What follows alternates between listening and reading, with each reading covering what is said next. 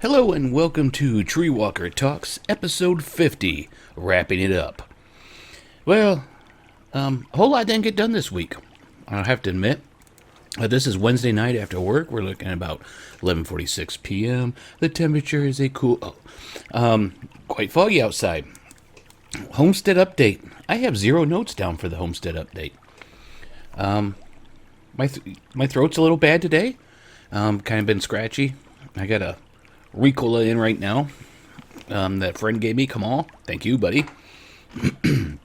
So I might clear my throat a little bit more. Sorry about that. I only had 1 day off from work. And that was busy doing other things. So I didn't even get the yard mowed. So not a whole lot got done on the homestead. I'm trying to think if I actually did anything. We did get a little bit of the nutrients strained off in that, and I'm not sure how well that's going to work. We'll see. It's foaming up bad. So I think it had to do, because I did the same as I did before, except for instead of compost and wood chips, I added the chick poop and wood chips. So I'm guessing the chick poop had something in it that wasn't quite awesome. Sorry about the cough. I don't edit this unless the dog starts barking. I've told you that before, so you'll get all the little hums and ums and stuff in it. It makes me be able to do this after work without too much stress. Take a drink. I got a lot of things I need to do. I do have it earmarked to clean the shit out this Saturday, and hopefully we get that done, and then we can start doing projects out there, which would be awesome, wouldn't it? Actually, I have a couple projects I want to do. I need to get the front cleaned up and organized, and then the back. Let me move the mic here. The back is earmarked. I put a wall up in between, which you'll see. I'll show y'all. And I left... Well, for some reason, the Microsoft Store just decided it wanted to do a little bloop that it got updated. Thanks, Microsoft Store. You're not even supposed to be running in the background. Don't know if that came in through you or not, or just my earphones. Hopefully just the earphones. But I made it so that I could open up the back to the front by just taking off a couple boards. I have plans for that. I'm not going to ruin it and give you the plans now, but we got plans for it. So hopefully that's what get done Saturday. Sunday I'm going to go over and visit with my dad and get some things wrapped up over there with him and just visit. It's been 2 weeks since I've seen him. He was out of town last week. No, it's been 3 weeks since I've seen him. He was out of town 2 weeks ago for Labor Day, and last week I just didn't get the time to get over there. Need to get the duck pen done. I'm just trying to round things up there on what I need to get done out there. The duck pen's another big one too.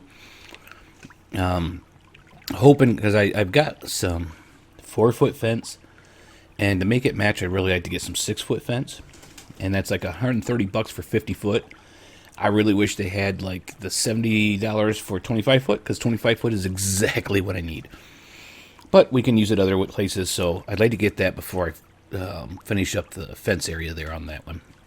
Okay, let's move on to what's growing on. Well, giant duckweed. We got some in. I didn't put everything into one basket there, all the eggs in one basket. I put just a couple of it in with the nutrients that I made that had the azola in it that I've showed you before, and then I put a lot of it into the new nutrient to see if it takes off. Then the new nutrient foamed up. So I don't know how that's going to work. We'll hopefully get an update on that this weekend. Maybe even get a video out where we can get the grow bed going for the two. Sugar snap peas are planted. If you saw the video, the garden update, you'd see that. I think that was on there. Yeah. Cucumbers are doing good. Hopefully they really shoot out. Everything else is kind of winding down. And that's what this episode's about. Before we get into that, that was a great segue, but I have to ruin it. So I cleaned up, over where I showed you the railroad ties that I put at the bottom of the fence.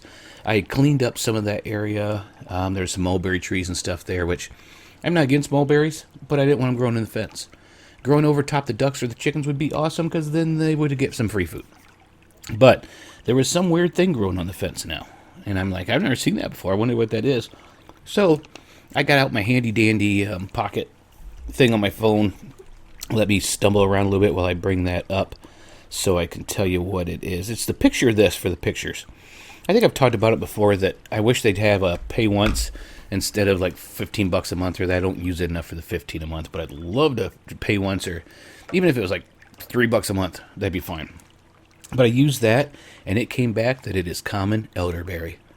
Now, I've wanted elderberries for a long time, and I plan on planting them when we had more room for them and that, but if it's growing there, that fence on that side of the shed would be perfect. I mean, if the sun's good for it and everything's good for it, I got nothing else over there. We have some blackberries, but those can go away. That's okay. Nobody collects them here anymore anyways. I had the youngest used to do that, and she kind of stopped. So they can go away. That's great. And we can have elderberries, because we want elderberries. That would be awesome. So I'll keep you updated on that. Hopefully they thrive and survive and get going. Now, main topic. This one's going to be about wrapping it up. You know, it's getting close. Summer's almost over. Fall's coming. So I hope you've got your favorite autumn drink in your hand, because it's almost autumn. I've got coffee right here, because I don't drink some of the foo-foo drinks. Let me move this a little bit closer again, because I see it's getting a little quiet. So you can hear me clear my throat better. Well, I hope you're ready for a cozy little chat, because today we're talking about the bittersweet moments of winding down the garden and embracing the fall season. Now, I don't know about you, but when the first leaves start to turn color, I get this feeling. And first off, guess what? They're starting to change out here a little bit. I'm getting some yellow ones. But it's like nature's giving us the signal that one chapter is closing and another's about to begin. The vibrant greens give way to hues of red, orange, and gold. Or yellow. The days get shorter, and there's a chill in the air that nudges us towards those warm sweaters we miss so much. And the warm campfires. For those of us who find solace in our gardens, fall isn't just a time for pumpkin spice everything. Yeah. It's a time for reflection and preparation. You know, I'll know my garden is my sanctuary, and as much as I love the vibrance of summer blooms and veggies, there's something almost poetic about the garden in the fall. Fall isn't the end. It's a time to prep for new beginnings. It's when we get to harvest the last of the goodies, pull up spent plants, and prepare the soil for next year's season. And as we do this, we're also sowing seeds for the soul, if you get what I mean. The rhythms of the garden have a way of mirroring the rhythms of life. So what's that mean in practical terms? Well, let's get into some tips. Our first tip is harvest and celebrate. Gather up all those remaining tomatoes, zucchinis, and herbs. Make a thing of it. Maybe a little harvest festival with the family, or a simple special meal for yourself to celebrate the fruits of your hard work. Tip number 2, clean up, but not too much. Clear out the dead and diseased plant material, but consider leaving some things in place. Plants like coneflower and sunflower. Their seed heads can be buffet for the birds. And other things. Another thing, if you want to just, clean up, you might even just want to let your chickens go out there and kind of clean up for you. There's another good tip. Tip number 3, let's prepare for the next season. Add some mulch. Get your compost going, and consider planting cover crops. You're setting the stage for an even more bountiful garden next year. So, what's the call to action this week? Well, let's make a promise to ourselves. Spend some time in your garden this week, whether that's harvesting, cleaning up, or just sitting and reflecting. Acknowledge the hard work you've put in throughout the year, and give yourself a moment to feel grateful. And, maybe even a little proud, because pride isn't always bad. While you're there, take a few deep breaths. Inhale that crisp fall air or late summer air that's getting to fall, and let it fill your lungs, your heart, and your soul. One of the things I did, because I wanted to do this one, is this week we've hit some cool temperatures. Like, we're getting down in the 40s sometimes a couple of nights.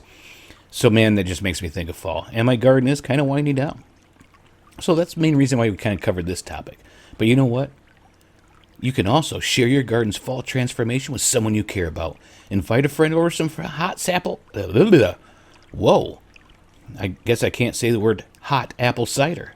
But you could invite a friend over for some, if you have apples, or if you have a local place that makes it without, boiling it and doing all that yucky stuff. And let the garden be your backdrop for making beautiful autumn memories. And that's it for today's episode. I want to thank you for sharing this season of change with me. And until next time, take good care and keep growing, both in the garden and in life. And remember, stay alive out there and keep on surviving.